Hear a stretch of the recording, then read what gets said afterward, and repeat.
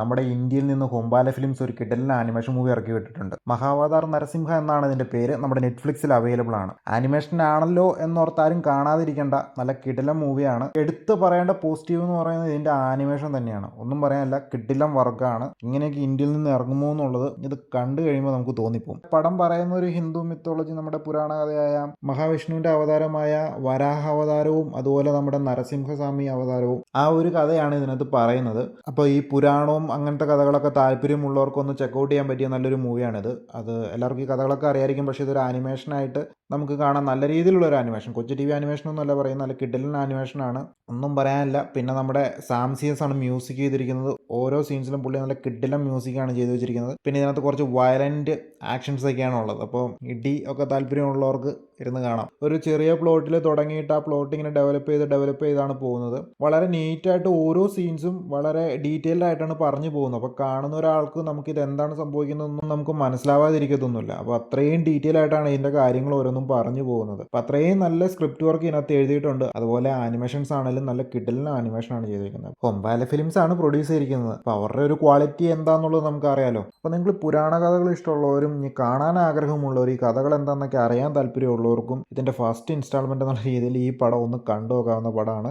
അപ്പോൾ കണ്ടിട്ട് നിങ്ങളുടെ അഭിപ്രായങ്ങൾ കമൻ്റായിട്ട് രേഖപ്പെടുത്തുക. അപ്പോൾ okay, bye, thanks for watching.